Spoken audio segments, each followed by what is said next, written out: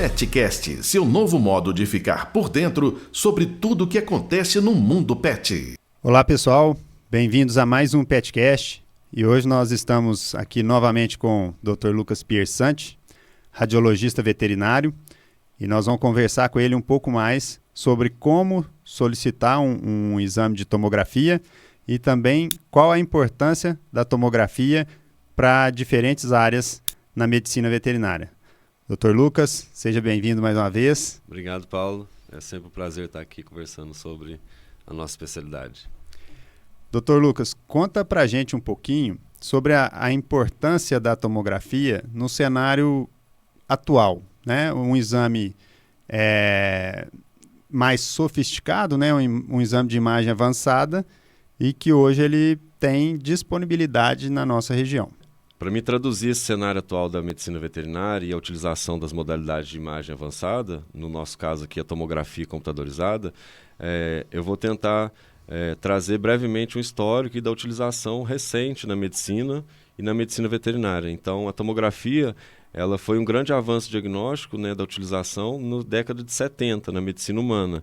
E na medicina veterinária, o acesso a esse equipamento, a essa ferramenta diagnóstica, ele está sendo cada vez mais difundido a partir dos anos 2000. Então, as gerações de equipamentos, a utilização na medicina veterinária, a própria formação e conscientização de uma melhor técnica diagnóstica para os nossos pacientes faz com que, recentemente, tenha uma grande oferta desse serviço nos grandes centros, mas também nos médios centros, que é o caso aqui de Lavras, que a gente conta com equipamento de última geração e que oferece um serviço de qualidade e de maior sensibilidade diagnóstica.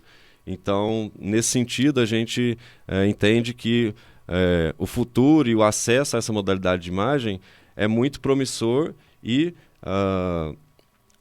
favorece, né, a qualidade de vida dos nossos pacientes e tomada de decisão por parte dos clínicos, cirurgiões e das outras especialidades.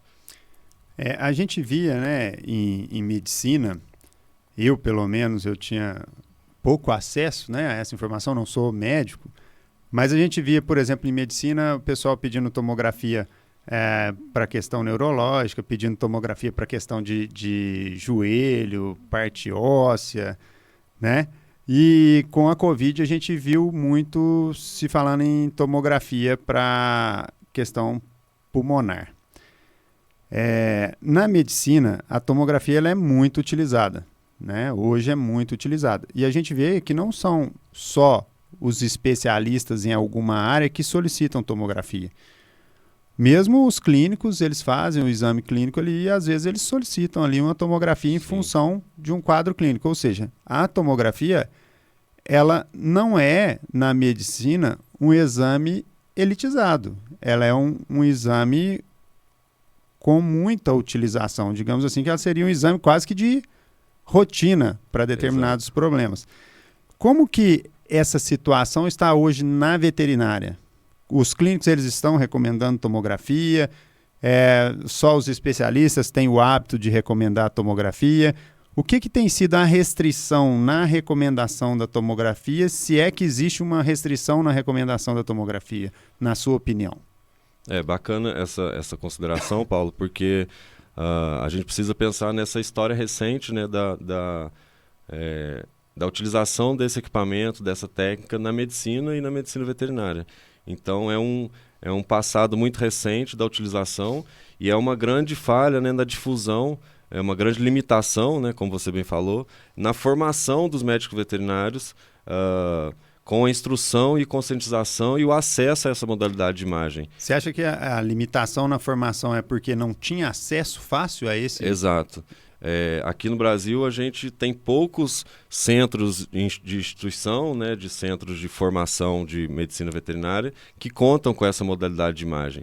Então, isso é também um fator limitante para a instrução do médico veterinário durante a sua formação clínica geral, na indicação e no acesso a essa modalidade de imagem. Então, assim, eu reparo que recentemente está tendo uma maior aceitação e uma maior experiência com o exame, certo? Então, isso faz com que, aos poucos, o ensino, a formação vai de encontro com a utilização da tomografia para algumas doenças específicas, alguns sistemas específicos. Como você bem comentou, o caso da Covid recentemente, com o acometimento pulmonar, a tomografia é o padrão ouro para avaliação de parênquima pulmonar nos casos de doença pulmonar ou de acometimento secundário para doença pulmonar, que é o caso de metástase, por exemplo. Então, a tomografia na veterinária ela é o padrão ouro para avaliação de parênquima pulmonar.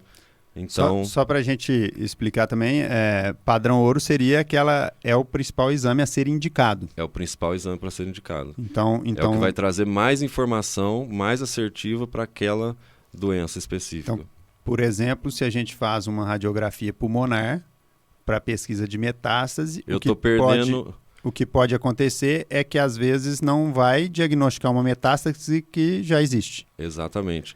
E a tomografia ela faz uma varredura Ela faz uma varredura milimétrica com uma imagem em 3 dimensões, né, que a gente fala que é uma imagem multiplanar. E a espessura, né, a qualidade dessa imagem diagnóstica, ela é submilimétrica. Então isso permite detectar pequenas alterações que no exame radiográfico não é possível, né? Então essa comparação é muito interessante e até existe embasamento científico, né? Trabalhos que trazem essa comparação do raio-x, da radiografia convencional, com a tomografia computadorizada. Então, na questão específica da metástase, a radiografia, ela, a cada 10 pacientes, ela acerta 1. A tomografia vai acertar 9, acima de 90% na avaliação do parênquima pulmonar. Então, esse conhecimento, né, essa informação, ela está sendo mais difundida pela utilização da tomografia computadorizada e pelo acesso à tomografia. Então, a cada 10 pacientes potenciais para terem metástase, a gente vai perder 9 no raio-x. Certo? E isso vai prejudicar a tomada de decisão no tratamento, né? Com certeza. Quando você fala em padrão ouro, quem que estabelece quais são os padrões? Exato. É a comunidade científica, né, acadêmica que estabelece, baseada em dados, né, em comparações de modalidade de imagem e acompanhamento clínico, de qual modalidade foi mais específica na detecção, né, foi específica e sensível na detecção daquela alteração. Então, por mais que a gente conte com outras modalidades de imagem, como a ressonância magnética, existem condições que a duração do exame, a assertividade, a sensibilidade da tomografia ainda é superior à ressonância magnética.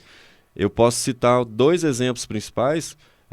O primeiro, né, o mais clássico e o mais corriqueiro, né, é a tomografia de tórax, que envolve avaliação de parênquima pulmonar. Mas um segundo, a indicação para planejamento e para assertividade diagnóstica como padrão ouro, é a displasia do cotovelo. Então, assim, é uma estrutura óssea, né? É uma junção de 3 ossos, né? Húmero, rádio e una, e que tem componentes ali articulares e detalhes ósseos muito específicos e muito milimétricos. Então, a tomografia é um padrão ouro para displasias de cotovelo, assim como para planejamento cirúrgico de tratamentos ortopédicos, né? Quando você diz padrão ouro, por exemplo, eu sou um clínico, eu não tenho conhecimento que você tem em diagnóstico por imagem e eu gostaria de saber onde eu encontro qual o padrão ouro para cada coisa. Por exemplo, o que é o padrão ouro para ultrassonografia? Ou seja, isso daqui, o ideal seria eu recomendar uma ultrassonografia, ou isso daqui o ideal seria eu recomendar um raio-x, isso daqui o ideal seria eu recomendar uma tomografia. Porque eu sou leigo, né? Eu sou veterinário, mas eu não tenho conhecimento que você tem específico de diagnóstico por imagem, sua vivência prática. Acredito que talvez tenha alguma coisa que o raio-x também possa ser padrão ouro, assim como a tomografia, porque eles têm um alto índice de eficiência, porque o padrão ouro seria o índice de eficiência, né? Na assertividade do diagnóstico. Onde a gente encontra essa informação? Ou a gente teria que buscar essa informação com o radiologista? E se essa informação existir, ela está compilada, ela está enxuta didaticamente para nós entendermos, ou a gente tem que buscar algum curso para isso aí? Eu percebo que a maior demanda e a maior especialização da parte da medicina veterinária nas outras áreas, né, que envolve oncologia, cirurgia.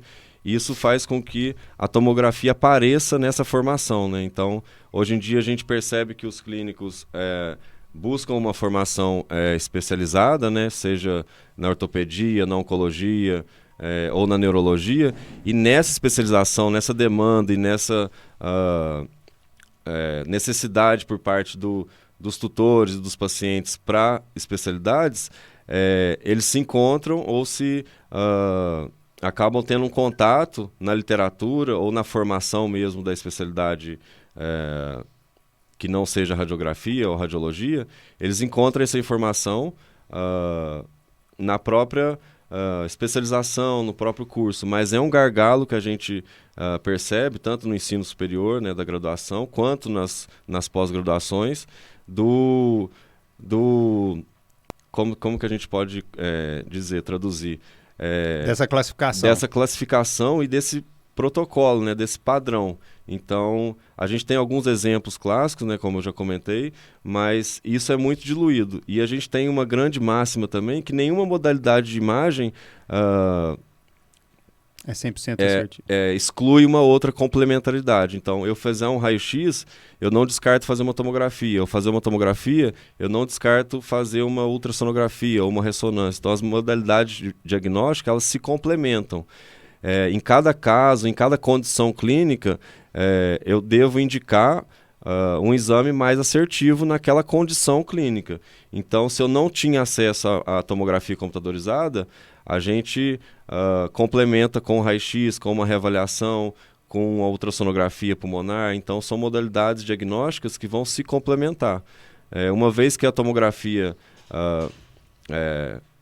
esteja acessível, a gente começa a agregar e a receber mais valor diagnóstico e, consequentemente, tratar e ter uma qualidade de vida melhor para os pacientes. Então, isso faz com que a medicina veterinária, assim, diagnóstica, né, radiodiagnóstica, avance na medida que as outras especialidades avancem também. Porque para uma solicitação clínica de uma tomografia ou de uma ressonância magnética, basta o médico veterinário ter um conhecimento sobre a doença e uma vivência prática de como que acontece esse exame. Porque os nossos pacientes, eles precisam ser anestesiados, eles precisam ter uma condição durante o procedimento e antes do procedimento controlada, conhecida e específica. Eu costumo dizer que todo exame a gente deve fazer uma pergunta, né? Então o exame deve trazer uma resposta para a gente. E para ele trazer essa resposta para a gente, qualquer que seja o exame, a gente tem que ter uma informação clínica e um questionamento clínico. Então, se eu quero respostas, eu tenho que ter perguntas. E isso vem com o próprio avanço das especialidades.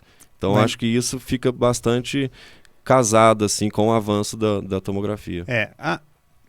Mas a gente partindo num comparativo, eu gosto sempre de buscar respostas na medicina humana, porque é para lá que a gente olha, né? Outro dia, no podcast anterior que você participou, você comentou que a gente saiu da veterinária e entrou na medicina veterinária. Então, quando a gente quer criar um padrão para a medicina veterinária, o meu entendimento é de que o paciente ele tem que ser a prioridade. Né? Na medicina, a prioridade é o paciente. Na veterinária, na medicina veterinária, a prioridade tem que ser o paciente. Então, nós temos que ter um compromisso e uma responsabilidade de fazer a recomendação do exame que seria o mais assertivo.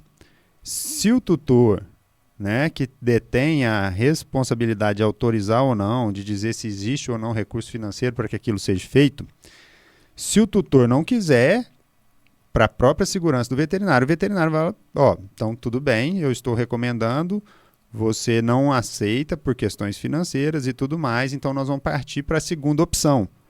E aí você vai recomendar. Então, se você está recomendando uma ressonância e a ressonância precisa de ir para São Paulo ou Belo Horizonte, e o tutor fala, não, muito caro, fora da minha realidade financeira, eu não tenho condições de ir, não tenho condições de deslocar, não quero a ressonância. Então, dali em diante, o veterinário, o médico veterinário, ele precisa de buscar qual é o segundo melhor, né, fonte de diagnóstico para aquilo. Aí, é uma tomografia ou não, é um ultrassom ou é um raio-x. E esse conhecimento, ele não pode depender exclusivamente da especialidade. Sim. Porque muitas vezes ele é uma solicitação de um clínico, não é? Então eu observo no dia a dia ali, sou eu mesmo que recebo os encaminhamentos de tomografia, né, e filtro ali para depois passar para vocês. Eu percebo que muitos clínicos estão, né, recomendando sim a tomografia e adquiriram conhecimento para quando solicitar a tomografia. Porque eu acho que solicitar a tomografia quando é a tomografia, o padrão ouro ou o diagnóstico que vai ser mais assertivo, eu olho para aquilo, né? Eu olho para o encaminhamento e eu penso, falo assim, nossa, esse veterinário ele realmente está evoluído. Ele pode não ter uma especialidade, mas ele sabe o que ele está fazendo. Sim. Né? Ao passo que às vezes tem veterinários que já se especializaram e às vezes não conseguem solicitar uma tomografia ou mesmo um exame complementar. A gente vê às vezes até veterinários que não pedem um hemograma, que não pedem um raio-x, que não pedem um ultrassom, mesmo tendo já um estudo avançado, né? Tendo às vezes residência, tendo às vezes uma pós-graduação.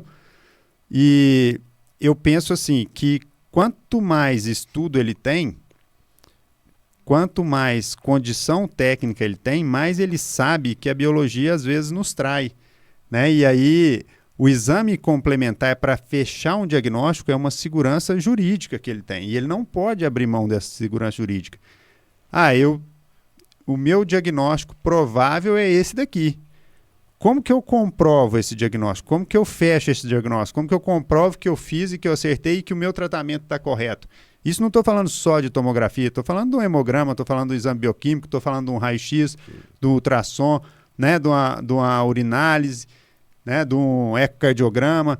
Então, você tem o seu diagnóstico, você vai passar o tratamento, mas é importante para o prontuário você ter o exame que essa concluiu, o exame que comprovou que você estava correto na sua linha de raciocínio, né, no diagnóstico mais provável e, consequentemente, que você estava correto no seu tratamento. Por quê? Porque, às vezes, se você negligencia essa solicitação de exame que vai comprovar o seu diagnóstico e, por algum motivo que é maior do que a gente, porque a biologia, às vezes, a gente faz tudo certo, a gente trata certo e o resultado não é o que a gente esperava, mas você tem ali aquela prova irrefutável de que você realizou tudo que era correto, todos os passos para o fechamento do diagnóstico e para um tratamento eficiente.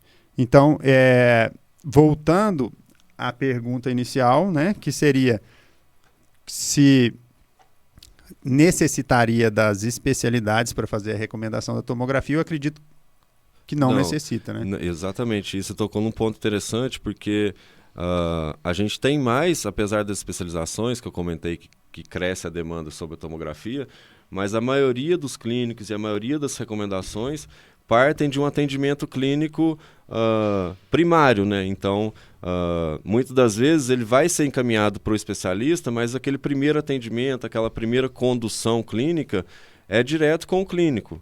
Então, a grande importância, né, dessa informação, tanto o esclarecimento para o tutor e da recomendação assegurada cientificamente, com base em estatística e evidência científica, ela tem que ser informada e instruída para o tutor, certo? Então, isso é um ponto bastante interessante que parte do clínico. Então, o clínico que recebe o primeiro atendimento, a primeira condução clínica. Então, muitas das vezes, o clínico que vai direcionar para algum sistema ou para alguma especialidade. Então, eu concordo e reforço essa instrução por parte clínica, né? Então, não só para o diagnóstico por imagem, tomografia, raio-x, ultrassom, mas para qualquer exame diagnóstico. A gente tem que ter uma base mínima de dados. Então, na medicina veterinária e na medicina, a gente trabalha com hipóteses, né? Diagnósticos prováveis e que a gente precisa refutar aquela hipótese ou confirmar aquela hipótese ou aquele diagnóstico mais provável. E a gente tem exames específicos ou com maior impacto diagnóstico.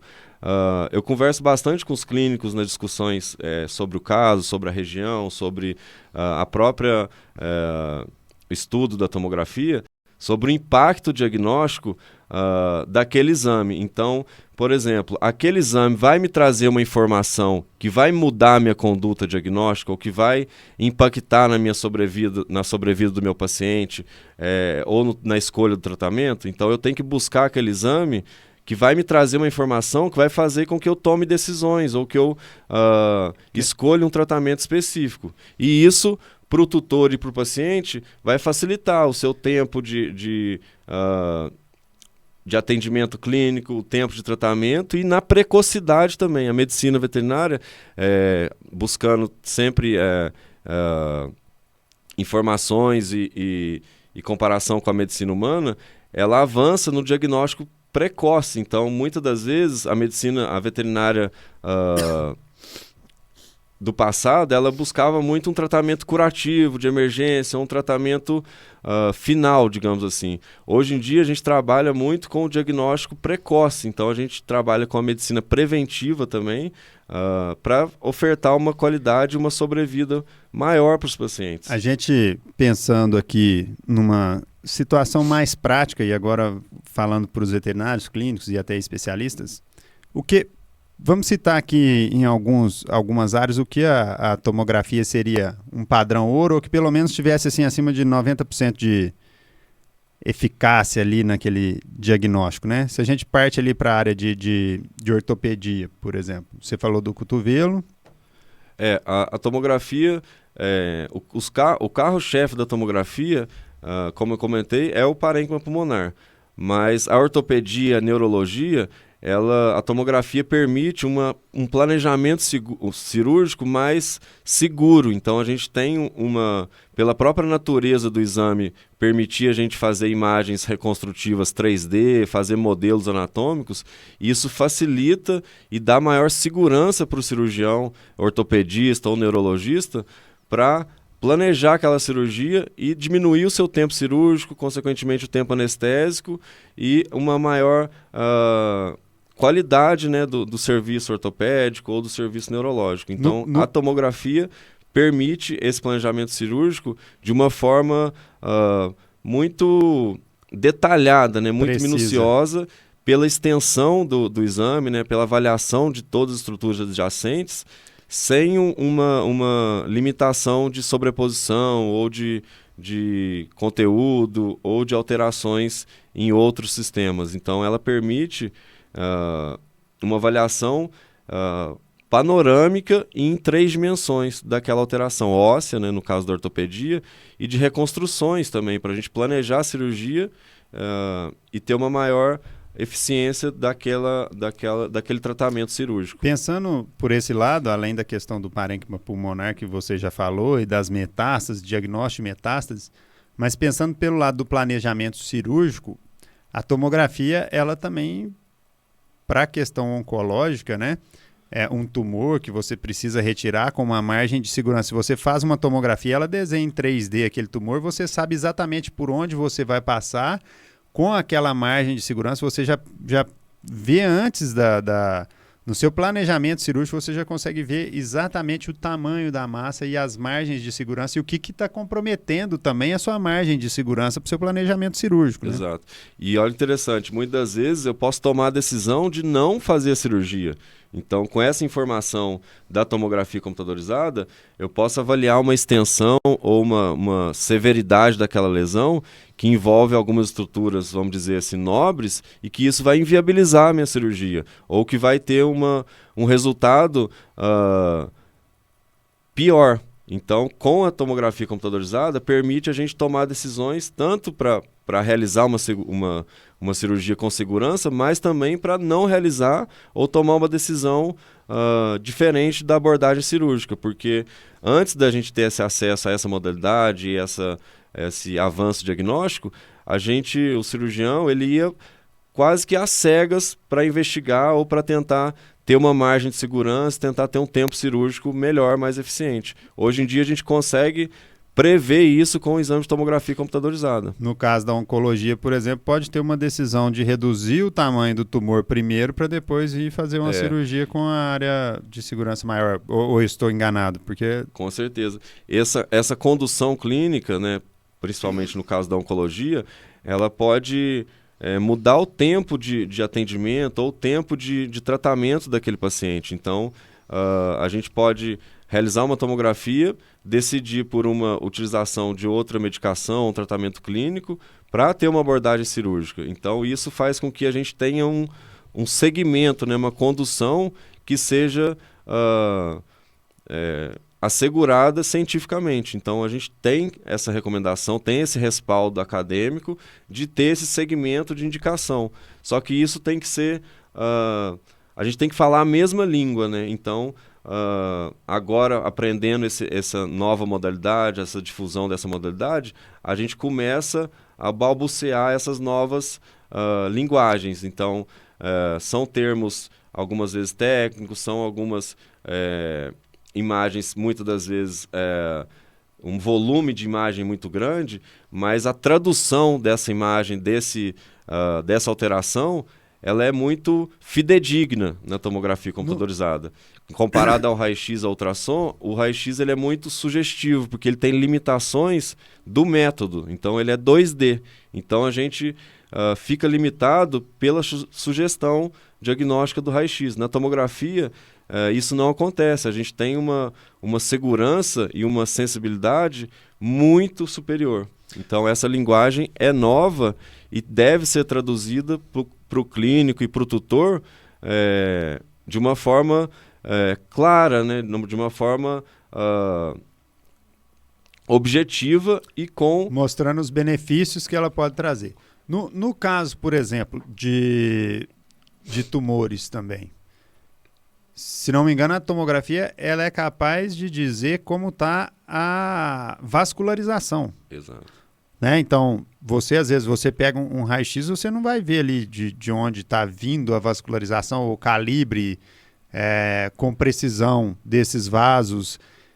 E no caso de uma tomografia, na sua preparação para a cirurgia, você consegue, inclusive, ter isso daí, é uma segurança muito maior na hora de você fazer a cirurgia, né? Sim, exato. Dentro do universo de tomografia computadorizada, né, a gente pode utilizar vários softwares, várias ferramentas da própria tomografia, como contraste, por exemplo, linfático ou endovenoso ou mielografias, para melhorar ainda mais o nosso contraste radiográfico, o nosso contraste tomográfico, para ter mais detalhamento diagnóstico. Então, por exemplo, no caso de envolvimento de estruturas vasculares, a gente faz a angiotomografia. E existe um grande avanço nessa decisão de uma vascularização de um nódulo, de uma vascularização de uma massa ou de uma neoformação, com valor preditivo para malignidade ou não. Então, eu consigo, com uma grande sensibilidade e especificidade, em torno de 70%, 80%, com o contraste tomográfico, com a mielografia, favorecer o diagnóstico da malignidade ou não. Porque um nódulo é apenas um nódulo, mas dependendo do perfil de perfusão de contraste ou do perfil vascular, a gente pode pensar ou sugerir uma maior malignidade ou uma maior possibilidade de metástase de acordo com aquele padrão de lesão. Na medicina humana, como a base de dados e o volume de exames já tem bastante tempo comparado à medicina veterinária, essa base de dados e essa estatística sobre os aspectos das lesões fica muito mais assertivo, em torno de 80%, 90%. A veterinária está caminhando no sentido de aumentar essa especificidade para diminuir técnicas intervencionistas, como biópsias ou laparotomia, né, abrir a cavidade. Então, com o exame de imagem tomografia, a gente consegue ser minimamente invasivo, né, sem fazer incisão cirúrgica e tempo anestésico prolongado. A gente consegue ter uma assertividade, de acordo com a base de dados e padrão de imagem, sobre se aquela lesão é maligna ou se é benigna, ou se aquela lesão é sugestiva de metástase, ou se é sugestiva de uma lesão hiperplásica. Então, está se criando na veterinária também alguns padrões de lesão pelo perfil tomográfico nos cães e gatos e pequenos animais silvestres. Então, muito se fala sobre o custo, né? Às vezes a gente... Hoje eu enxergo a parte de tomografia, ela é uma evolução muito grande, sim. Né? É um equipamento que veio para agregar muito valor ao serviço veterinário. Muito valor, quando eu digo muito valor, é porque ele gera uma economia para o tutor. E essa economia ela é muito grande. Porém, eu observo que muitas vezes o veterinário, por não ter a compreensão, o conhecimento avançado no sentido de os benefícios que a tomografia traz, e não por culpa do veterinário, mas porque não existia quando a maioria de nós estudamos, nós que eu digo, eu e os veterinários que estão por aí assistindo a gente, né? Porque eu me formei em 2007. Lá nem se falava em tomografia, ou se sonhava em ter uma tomografia lá na Universidade Federal de Lavras, mas não era comentado a tomografia, era algo que estava muito distante da nossa realidade, né, dos médicos veterinários. E agora a gente tem isso próximo, porém a gente precisa aprender a usar, a gente precisa aprender a recomendar. Então, como você falou, a tomografia tem um custo elevado. O custo da tomografia é elevado, mas e o benefício? Então, quando você aprende a colocar na mesa para a decisão do tutor o custo-benefício, ou seja, nós vamos realizar um exame de tomografia. O exame é caro. Não, o exame não é caro. Por que ele não é caro? Primeiro, porque você tem que, na gestão, você tem que calcular qual é a depreciação desse aparelho. Então, você compra um aparelho e todo ano ele perde valor, todo ano ele precisa de manutenção, ele vai sofrer um desgaste, o desgaste é natural, isso todo mundo entende, todo mundo compra carro e sabe que o carro perde valor todo ano. E aí depois, se você não produziu com aquele aparelho quantidade suficiente de exames para pagar ele, você daqui a pouco não consegue pôr um outro aparelho no lugar, e a gente sabe que os carros evoluíram, assim como os tomógrafos vão evoluir e todas as outras tecnologias de diagnóstico vão evoluir. Então, como receita-se, como recomenda-se pouca tomografia, o fato de serem poucos exames, isso encarece de forma geral o exame. Por quê? Porque aí você tem que ter uma estrutura complexa para atender poucos exames. Então isso gera um custo elevado em cada exame. Não tem como fugir desse custo. Mas em contrapartida, a gente tem que analisar quais são os benefícios. O primeiro benefício, vamos falar lá na oncologia, na metástase. Você faz lá um raio-x, você não identifica uma metástase que já existe, e aí você toma decisões equivocadas em relação ao tratamento que você vai realizar. Qual foi o custo disso? Quanto você perdeu como veterinário, porque como veterinário você estava preocupado com o seu paciente, e o seu paciente passou por um processo cirúrgico, uma intervenção cirúrgica, passou por uma situação que ela poderia ser avaliada de forma diferente se você tivesse conhecimento daquela metástase. Então observe que nesse caso, a tomografia, ela gerou um custo-benefício e, independente do valor que é a tomografia hoje, ela teria trazido um benefício maior do que o custo dela. Aí você pega na parte de neurocirurgia, você vai lá e você consegue dimensionar precisamente como que você vai fazer a intervenção cirúrgica ali numa hemilaminectomia, por exemplo. Se você não tiver essa precisão no seu planejamento, você corre o risco de, durante o procedimento, deixar o paciente paraplégico, tetraplégico. Qual foi o risco? Será que o custo justifica o risco? Não, não justifica. Então, se a gente aprende a analisar os benefícios e se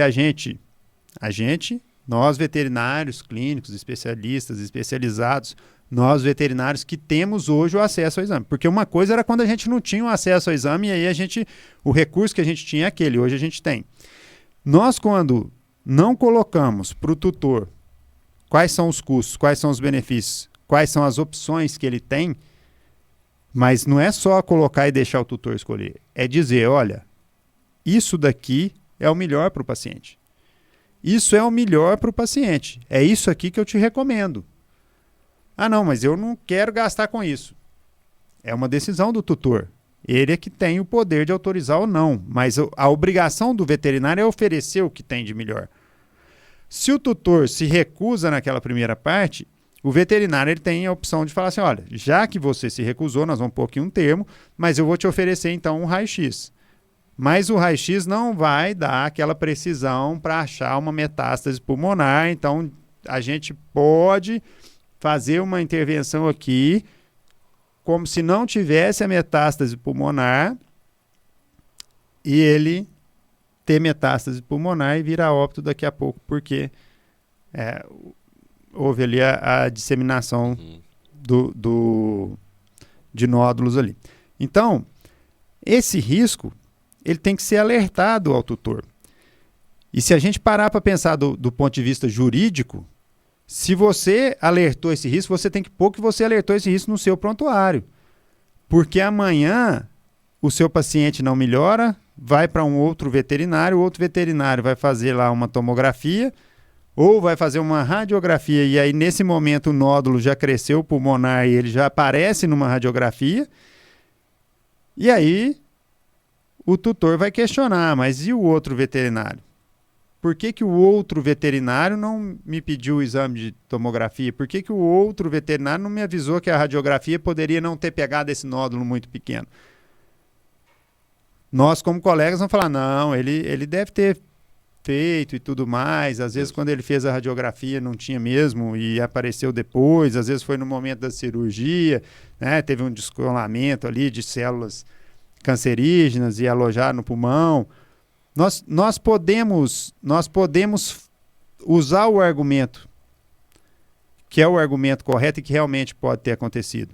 Mas você, veterinário, que passou isso para o tutor no momento, lidando com uma questão psicológica pesada, lidando com um câncer, né, com um tumor maligno, toda aquela pressão psicológica ali, às vezes ele não está em condições de tomar todas as decisões. E aí você tem que ser incisivo e mostrar para ele a diferença de forma clara e ainda pedir para ele que ele assine. Porque muitas vezes, quando nós estamos sob pressão psicológica, a gente nem consegue lembrar de tudo que aconteceu.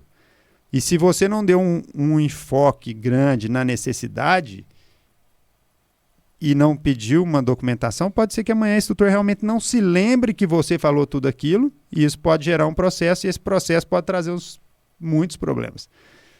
Então, a partir do momento que existe a estrutura, a partir do momento que existe o recurso, nós temos que fazer uso do recurso e fazer valer a nossa posição de quem tem que recomendar o que é melhor para o paciente sempre. Não é isso, Lucas? Com certeza. E assim, como eu acho que o custo-benefício, como você explanou muito bem, mas o valor diagnóstico sobre aquele exame ou aquela modalidade diagnóstica. E isso relatado, né, descrito no prontuário médico, né, porque o prontuário médico, as informações clínicas de atendimento, ele é um respaldo jurídico, né, uma segurança jurídica e uma segurança diagnóstica também. Então, isso está evoluindo por parte dos hospitais, das clínicas, das instituições, das faculdades, sobre o registro de informação, porque o maior ruído que acontece na transmissão de informações médicas, isso até em medicina humana, são exatamente as comunicações de informações médicas, de histórico clínico, de medicações recentes, de exames anteriores. Então, isso há um grande ruído ainda na medicina veterinária pela transmissão dessas informações e pelo relato dessa informação, né, e pelo registro dessa informação. Então, desde quando você fala, olha, eu recomendo isso nessa situação para esse paciente porque é o padrão ouro e é a melhor tomada de decisão para essa condição clínica. Se não existe essa modalidade ou se o tutor não tem essa aceitação sobre o custo do exame ou o preço do exame, ele está instruído e ele está segurado, né, com informações médicas de que aquilo já foi indicado, né? Aquele é o momento indicado para aquele determinado exame. Então, isso faz com que a gente tende a ter um tutor mais receptivo para aquele exame de imagem avançado. Seja para um exame de imagem, mas ele não para por ali no exame de imagem. Ele pode... o próximo passo pode ser uma intervenção cirúrgica, que também é complexa, que também vai ter um custo elevado, ou vai ter um tempo de tratamento mais elevado. Então, assim, o diagnóstico ele não para ali na confirmação ou na extensão. Ele continua no tratamento, continua no tempo cirúrgico, continua no próprio valor da cirurgia, no custo-benefício da cirurgia. Então, se a gente tem isso, vamos dizer, segmentado e registrado e com um protocolo, a gente consegue economizar, não sei se é a palavra certa, mas consegue otimizar, né? Otimizar o recurso do tutor e ter mais eficiência no tratamento. O benefício vai ser maior do que o custo. E outra coisa que é muito importante é nós veterinários, nós não temos o direito de julgar o custo. Independente da condição social do tutor, da classe social dele, independente da relação afetiva do tutor com o animal, a decisão, ela é do tutor. Quem tem a tutela do paciente é o tutor. Então, nós temos a obrigação de oferecer o que é o melhor, oferecer e explicar todo o entorno. Olha, se eu não fizer isso, eu vou ter que fazer isso daqui também vai ter um custo disso. Se eu não fizer isso, eu vou ter que fazer aquilo ali, tal. Então, a hora que a gente traz o que é melhor, aquela pessoa ela tem condições de tomar uma decisão mais consciente. Volto a repetir. No momento onde o psicológico está afetado, muitas vezes a gente não toma decisões de forma consciente. E se você oferece informações suficientes para que essa decisão seja a mais consciente possível, você está fazendo um trabalho espetacular. E você vai ser reconhecido por isso pelo tutor. E eu gostaria de abrir um parênteses aqui, só para fazer uma recomendação para vocês que estão assistindo a gente a respeito da parte jurídica veterinária. A doutora Renata Arruda, advogada, ela me deu aula no meu MBA de gestão e marketing lá na Anclivepa, né, junto com a Sociedade Paulista de Medicina Veterinária. Excelente a aula dela. Trouxe um monte de questões, trouxe exemplos práticos. E quem quiser seguir ela, depois eu peço o Raul coloca também lá no link lá. Direito Vet Oficial. Ela vira e mexe tem palestras, vira e mexe tem workshops, então quem tiver interesse em evoluir nesse sentido, pode procurar e seguir ela aí. Eu recomendo, é uma profissional muito capacitada, já convidei ela para vir aqui falar com a gente também, a gente está para só definir as datas aí. Mas voltando à questão da tomografia, né, da indicação da tomografia, dos custos da tomografia, nós buscamos, de muitas maneiras, facilitar essa questão em relação aos custos. A gente parcela em várias vezes, né? A gente, quando precisa de um segmento adicional ou quando precisa de uma região adicional, nós já estamos ali com toda a estrutura preparada e voltada para o paciente, então seria um trabalho bem menor fazer essa segunda região ou esse segundo segmento. E isso também dá um amparo melhor para o veterinário, porque às vezes ele está com uma suspeita e aí ele está um pouco preocupado se pede ou não essa segunda região. Pede, solicita. A gente vai tentar organizar, a gente vai tentar ajudar o tutor, a gente vai tentar viabilizar para o tutor uma forma de pagamento que ele consiga fazer isso.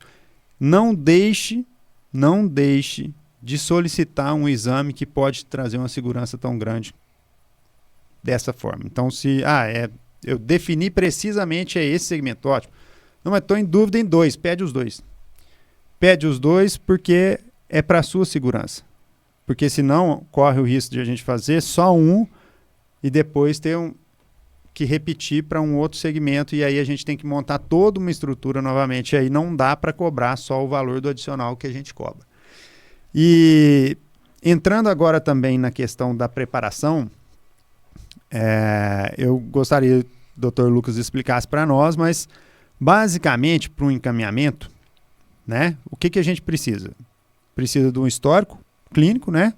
Por quê? Porque o histórico clínico ajuda o Lucas na questão da suspeita diagnóstica e às vezes até na questão de ampliar um pouquinho ali a área para ver se acha alguma coisa e que, né, dá para entrar em contato com o veterinário ali e trocar uma ideia, melhorar e evoluir esse diagnóstico. A gente precisa de peso de paciente, a gente precisa de exames, porque a gente, na rotina, são os exames pré-anestésicos. Por quê? Porque é necessário fazer a anestesia do paciente. Poucos são os pacientes que não vai ser necessário fazer uma anestesia inalatória, que talvez só com uma sedação, são regiões específicas que permitem isso, né? Condições clínicas também específicas, né? Então, muita gente, é um ponto interessante, porque muita gente tem essa impressão de que o paciente ou muito jovem, ou muito velho, ou com uma condição anestésica de risco, ele não pode fazer a tomografia computadorizada. E hoje em dia, o equipamento de tomografia, né, o avanço das gerações de equipamento, permite a gente fazer exames muito rápidos e com anestesias de ultra curta duração, seja uma anestesia injetável ou uma anestesia inalatória, que a duração do exame é muito curta e a segurança anestésica é muito sobrevalente, né? Então, isso faz com que o paciente, desde do mais debilitado, da condição clínica instável, daquele momento, se a informação ou se o que aquele exame vai me trazer vai me diferenciar uma decisão diagnóstica ou de tratamento, eu devo fazer aquele exame.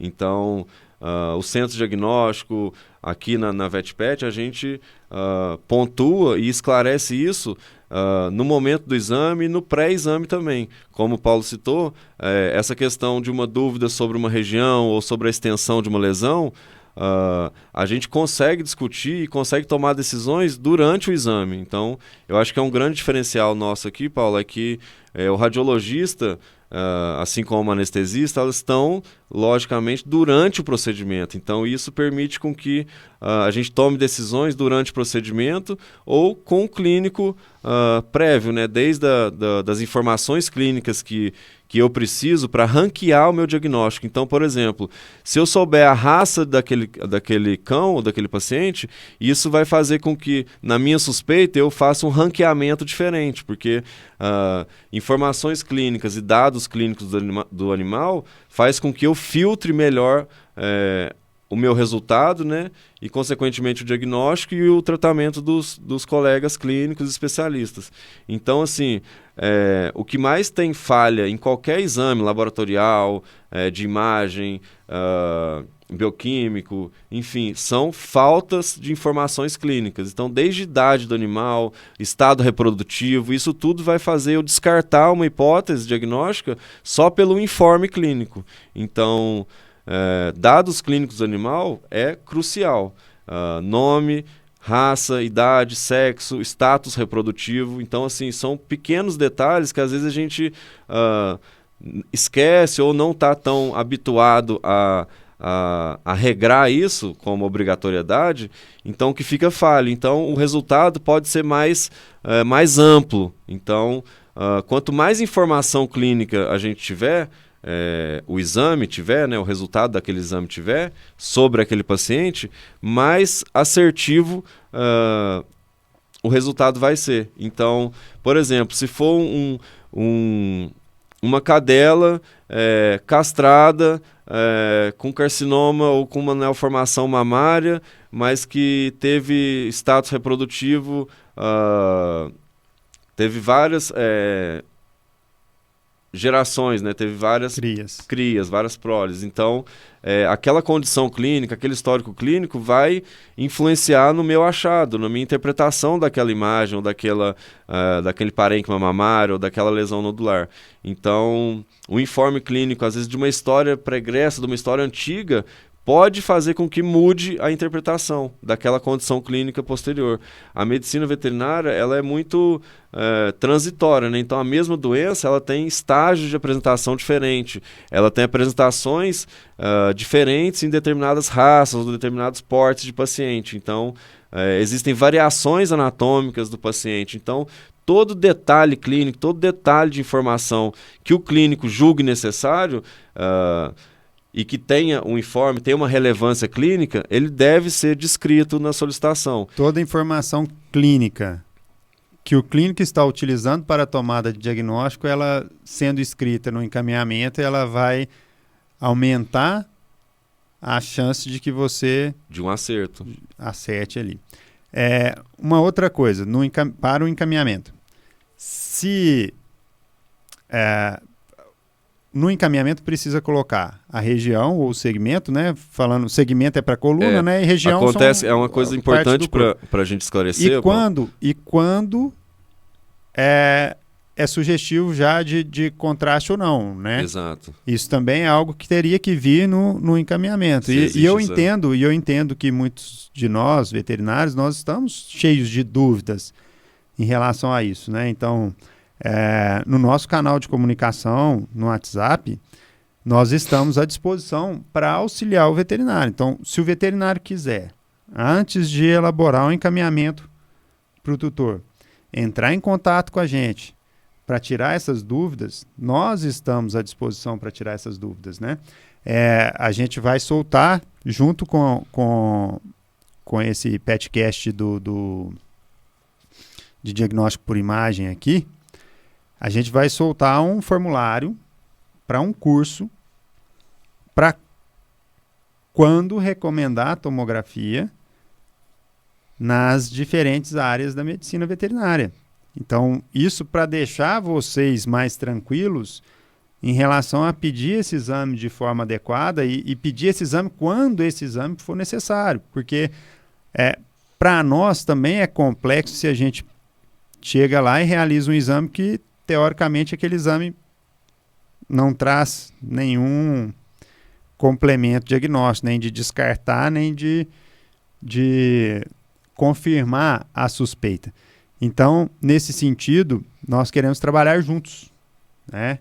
Hoje, inclusive o nosso petcast, inclusive as coisas que eu estou trazendo para vocês no petcast, é para a nossa valorização profissional, né? Nós precisamos ser mais profissionais, nós precisamos ter mais conhecimento e nós precisamos de usar esse conhecimento com uma responsabilidade maior para a gente se diferenciar do mercado. Então, quem está vindo com a gente, quem está recebendo essas informações, quem está recebendo esses caminhos para a gente buscar conhecimento, para como a gente fazer as coisas de uma forma mais assertiva, com certeza também vai se diferenciar no mercado. Né, eu já deixei aqui aberto também a participação de outros veterinários especialistas no nosso petcast. Você que está assistindo e se sente em condições de chegar aqui, sentar e contribuir com os nossos colegas que estão assistindo também, pode me mandar mensagem, a gente organiza, a gente agenda um dia. O nosso petcast ele não é exclusivo da VetPet, é para os profissionais da região, é para a utilização dos profissionais da região.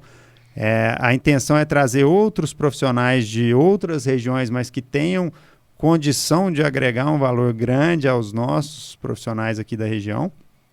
E dito isso, a gente vai ter essa abertura para fazer esse curso para se recomendar, né, a tomografia. Então, além da gente, voltando aqui agora, além da gente colocar no encaminhamento esses dados do paciente, a gente precisa também que coloque o segmento, no caso de coluna, né, é segmento. Isso. No caso do resto do corpo, é região. Regiões. Se ele é contrastado ou se ele não é, o que mais que precisa ter ali de informação em relação a isso? Eu acho que o ponto mais interessante da gente esclarecer aqui é sobre os blocos de estudo, né? Porque a própria configuração do equipamento, o software e os presets, né, as pré-definições de regiões de estudo, ela deve ser definida. Assim como a radiografia, a gente não solicita uma radiografia de corpo total. Tira uma cachorrografia, uma gatografia, porque isso diminui a qualidade da imagem, então tem muita radiação dispersa e não está focando naquela região específica ou suspeita. Então, na tomografia, a gente trabalha com blocos de estudo. Então, por exemplo, eu estou suspeitando de uma displasia de cotovelo. A região de estudo vai envolver o cotovelo. Então, não é como uma solicitação, vamos dizer, difusa, que seria o membro torácico direito inteiro. Então a gente precisa filtrar isso. E como que a gente filtra isso e como é que a gente discute isso? Sabendo a suspeita, sabendo a apresentação clínica, o sinal clínico, dados do exame clínico, dados do exame físico, para a gente direcionar o maior foco de estudo daquela região. Então, quando a gente fala região de segmento de coluna, um primeiro passo é o clínico ou o neurologista neurolocalizar a lesão para ter um segmento adequado, de maior possibilidade de justificar aquela doença, aquela condição clínica. Então, assim como o adicional de alguma região. Então, se o clínico ou aquela suspeita tem o envolvimento de uma determinada região, mas eu consigo estender ou adicionar uma outra região que possivelmente pode estar comprometida, isso facilita, porque ele já está no mesmo tempo anestésico, já está no mesmo tempo de exame, e isso já vai trazer maiores informações no mesmo exame. Mas é importante discriminar que regiões de estudo, não tem como, assim, tem situações específicas que eu vou realizar uma tomografia de corpo total, existe, mas são situações menos comuns e específicas. Para a gente ter mais segurança, né, da região ou do tempo de estudo, a gente precisa discriminar a apresentação clínica, e isso vem com histórico clínico e com informações clínicas. Então, mais uma vez, a gente aqui da VetPet está aberto para essa discussão, para cuidados pré-exame, quais são os exames pré-anestésicos, como que a gente trabalha a conduta anestésica, né, a tomada de decisão sobre um tipo de anestesia ou sobre uma duração anestésica daquele paciente. Isso tudo a gente busca, né, a gente tem a visão de facilitar essa comunicação para os clínicos e para os tutores também, porque eu reparo muito que o tutor, o clínico tem muito demanda, né, muito ansejo, e o tutor também, nesse momento de doença hospitalar, de diagnóstico, tem essa instabilidade, né, de emocional, racional, de entender ali como que acontece. Então isso cria uma barreira. Eu vejo que, por mais que ou o tutor ou nós mesmos já fizemos tomografia, ou já teve alguém da família que fez, a gente ainda tem vamos dizer, aquele frio na barriga sobre aquele exame, o que ele pode trazer de resultado. Então, assim, isso tudo influencia na indicação e no conhecimento daquela modalidade de exame.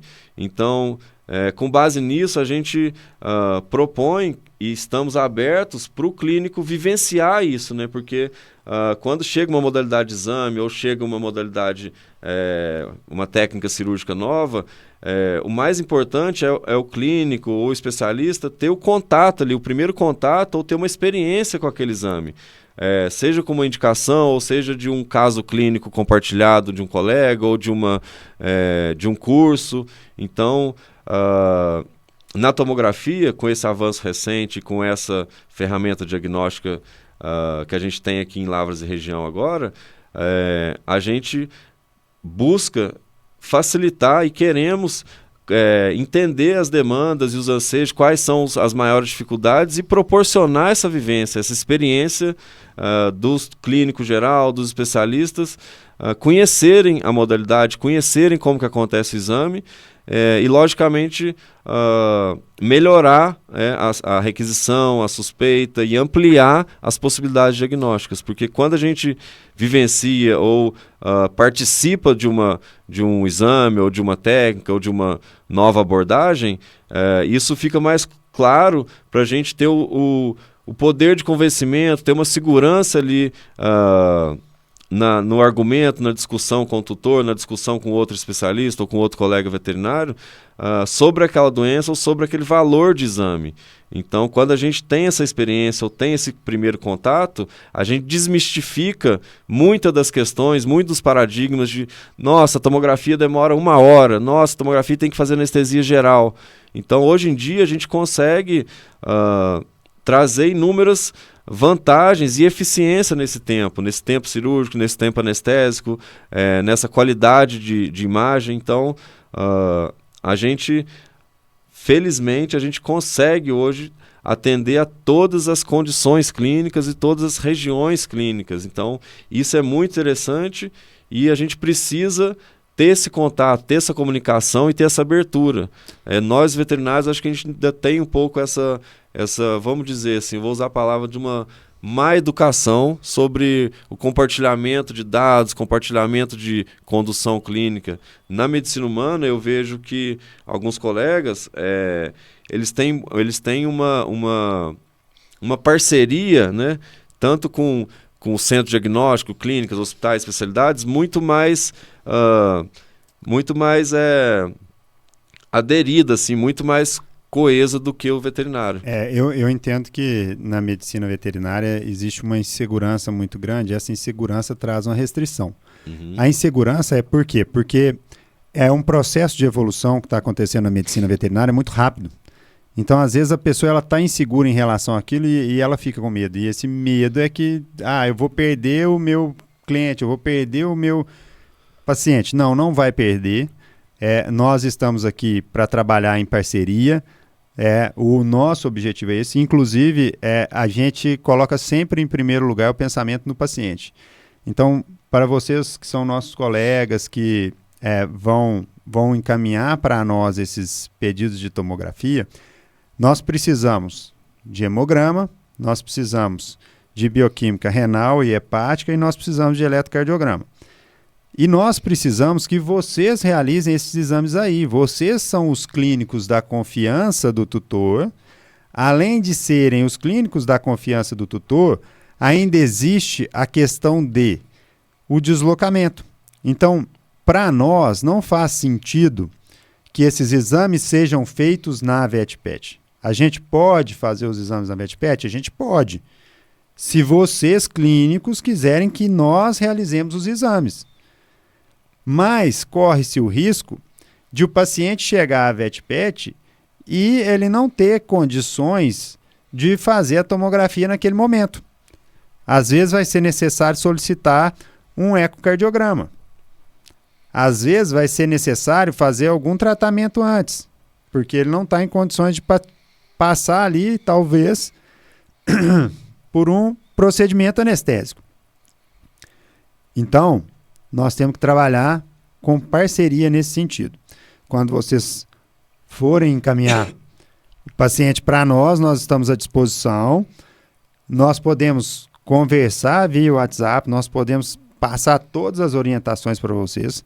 Nós temos uma requisição de tomografia que ela guia bem o veterinário para o que precisa ser feito, que pode ser mostrado ali para o tutor, para que o tutor entenda que esses exames eles são necessários, sim, e que aí a gente solicita e que já encaminhe para nós, né, que já venha para nós o encaminhamento do médico veterinário ou a requisição, solicitação da tomografia, o hemograma, os exames bioquímicos renal e hepático e o eletrocardiograma, caso não tenha uma alteração significativa. Caso tenha uma alteração significativa, também é importante o ecocardiograma.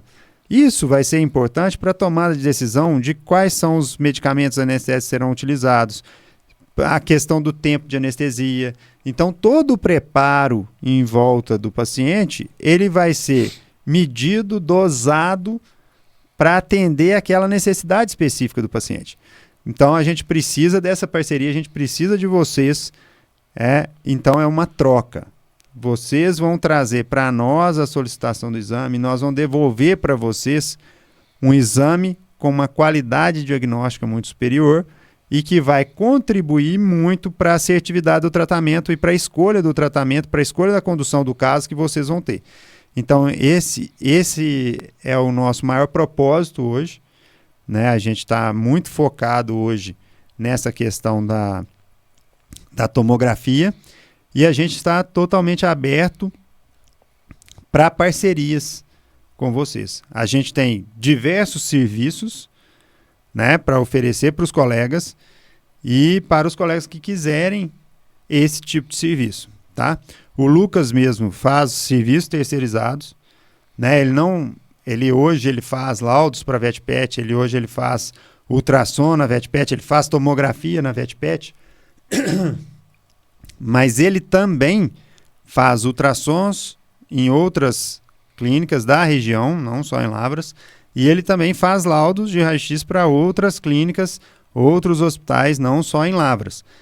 Então nós não estamos aqui falando de uma exclusividade ou de uma vantagem que é só da VetPet. Ela é uma vantagem, não faz sentido nenhum um aparelho de tomografia se esse aparelho de tomografia não for um aparelho para servir a comunidade veterinária regional, tá? Então a gente conta com vocês aí nessa parceria. Nós vamos disponibilizar, vai sair junto com o link do PetCast. Nós já vamos enviar um forms para vocês que têm interesse em saber como, quando, por que recomendar uma tomografia, para se inteirar um pouco mais dessa situação, da questão da tomografia, em como a tomografia pode ajudar vocês no diagnóstico e no tratamento do que vocês vão preconizar. Então, quem receber o link do PetCast já vai receber também um link de forms para preencher, no caso de ter interesse de fazer o curso, né? Nós vamos disponibilizar esse curso. E quem está assistindo o PetCast e não recebeu esse link, pode mandar uma mensagem, um e-mail, pode chamar a gente lá no próprio PetCast, solicitar, a gente entra em contato. O Raul pode também colocar no PetCast aí o nosso WhatsApp Business. Através do WhatsApp Business a gente também disponibiliza o Forms para quem quiser participar. E o mais interessante é que o curso ele também vai permitir que você acompanhe todo o processo de construção de um exame de tomografia de forma personalizada. Então, todo mundo que se inscrever para o curso vai poder também acompanhar um exame de tomografia de forma personalizada. Desde o procedimento anestésico, até posicionamento, até os presets do aparelho, até a execução da tomografia, a coleta da imagem, o número de imagens que são geradas, vocês vão ter acesso e vão poder participar junto com o Lucas, que vai estar ali realizando o exame, vão poder participar dessa formação da imagem para vocês terem um conhecimento de o quão precioso é esse exame e o resultado desse exame. Não é isso, Lucas? Com certeza. E assim, o nosso propósito é compartilhar, né, vivenciar essa experiência diagnóstica com o clínico, porque isso faz com que agregue o valor do seu próprio serviço ou do seu próprio tratamento. Então, consequentemente, a gente, tendo um diagnóstico mais preciso, ele vai avançar o seu próprio tratamento ou vai melhorar o seu valor, né, agregado nos seus serviços, desde os exames pré-anestésicos, desde o pós-resultado, né, o pós-exame. Então, tudo isso gera serviço, gera tratamento, gera novos tratamentos, novas técnicas, e isso faz com que o clínico se especialize ou o especialista busque novas técnicas e agregue mais valor ao seu atendimento e ao seu tratamento. Então, uma coisa puxa a outra. Então, quanto mais avanço diagnóstico, mais avanço técnica cirúrgica, mais vai exigir da imagem. E quanto mais sensibilidade de imagem, mais qualidade de imagem a gente tiver, mais técnicas precisas e mais valor agregado para o paciente, ou mais segurança de tratamento a gente vai ter. Então, tudo isso é pensado para ser compartilhado, porque qual que é o objetivo final de eu ter um exame de qualidade rápido e preciso? Melhor resultado para o paciente. Melhor resultado para o paciente. E melhores técnicas, né, melhores práticas hospitalares que o clínico, que é o veterinário responsável daquele animal. Então, quando a gente encaminha um paciente para um exame de urina para um laboratório ou um hemograma para o laboratório, você não deixa de ser o médico veterinário daquele paciente. O tutor, ele tem um médico de confiança. Então, ele escolheu o clínico ou o especialista, que é o médico de confiança. E o médico de confiança escolhe um laboratório, escolhe um centro diagnóstico ou escolhe uma parceria em que ele tenha uma confiança diagnóstica e uma abertura, né, de discussão clínica e uma segurança diagnóstica. Então, a gente busca esse sentido de resultado. Então, a comunicação clínica, a experiência do exame. Então, a gente está com esse projeto, né, Paulo, de proporcionar essa vivência, né, essa rotina para os clínicos gerais, para os especialistas, para quem quiser conhecer o exame e participar desse curso. Então, é uma coisa bem interessante que a gente está saindo do forno, né, Paulo? Então, a gente vai proporcionar isso e queremos entender a demanda para melhorar a medicina veterinária como um todo. Bom, pessoal, era isso que a gente tinha preparado para vocês hoje. A gente espera que os tutores tenham entendido que tudo que nós estamos fazendo, tudo que os veterinários estão fazendo, toda essa valorização, esse investimento em melhorias, tanto nas especialidades veterinárias, nos veterinários se especializando, quanto em ter equipamentos mais modernos e com resultados mais assertivos, é sempre buscando o benefício final para o paciente, benefício final para o cliente, para o tutor, que vai ter condições melhores de tratamento para os seus pets, né? E é nítido essa evolução nos últimos anos. E hoje a gente pode sentir orgulho que a gente faz parte dessa evolução e nós estamos aqui deixando também para os veterinários que estamos abertos a eles participarem também dessa evolução, para eles virem com a gente, para eles trazerem, dar esse passo a mais, tanto na questão da tomografia, mas também na questão da evolução, né? Esse nosso PetCast aqui é uma forma de educação continuada, né, gratuito. Quem está aí, está ouvindo, com certeza já recebeu dicas muito valiosas, muito interessantes, e nós vamos continuar com essas dicas nos próximos programas também. Gostaria de agradecer aqui a presença do Dr. Lucas Persante, radiologista veterinário. Nós vamos colocar também ali o contato do Lucas para os veterinários que quiserem entrar em contato, né, contratar ali talvez a Fox Imagens, ou contratar o próprio Lucas para fazer laudos, né, ou fazer parceria com o Lucas para a questão de ultrassonografia. Claro que ele não vai ter como atender todo mundo, né, que ele é um só, mas nós também estamos aqui à disposição, tá bom? E assim, eu tenho certeza também que tem ultrassonografistas muito, muito bons na região inteira e que também já estão executando o trabalho com qualidade. Esses mesmos, os próprios ultrassonografistas, se quiserem entrar em contato com o Lucas, trocar ideia, porque o ultrassonografista, ele também é um gerador de demanda, porque às vezes a ultrassonografia não foi capaz de chegar num diagnóstico conclusivo e aí pode recomendar uma tomografia. Se tem radiologistas também que às vezes não chegou em um diagnóstico conclusivo, pode recomendar uma tomografia, ou às vezes não é caso de tomografia, é caso de ressonância. Mas, enfim, eu acho que a conversa, eu acho que essa aproximação, eu acho que a gente estar juntos vai fazer a veterinária mais forte e vai trazer benefício para o paciente. Dr. Lucas, muito obrigado aí. Se quiser Paulo, deixar aí suas considerações. Obrigado, Paulo, pelo mais um convite, mais uma vez aqui. E estou aberto para discussão clínica, então, seja para uma orientação de exame, ou seja para uma discussão, ou seja para uma opinião, uma segunda opinião. Então, isso é muito construtivo para mim também e para vocês. Então, e o benefício maior para o paciente. Então, quando a gente tem uma proximidade ou um contato com alguém de confiança, com credibilidade ou com uma abertura, a gente está aqui praticando essa conversa, né, Paulo? Fazendo essa interação aqui mais aberta, assim, com o clínico, para os tutores, para ter um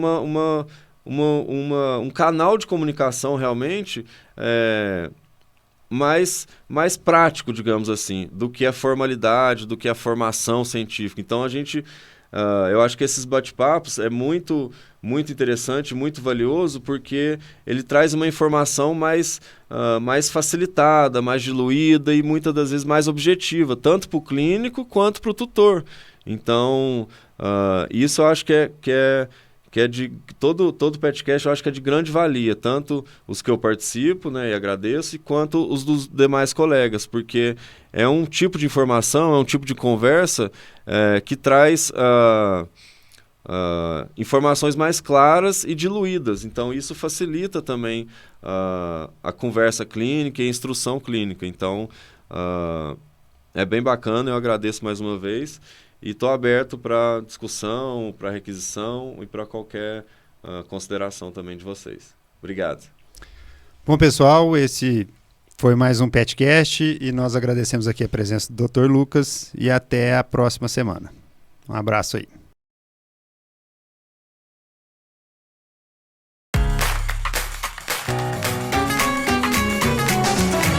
Petcast, seu novo modo de ficar por dentro sobre tudo o que acontece no mundo pet.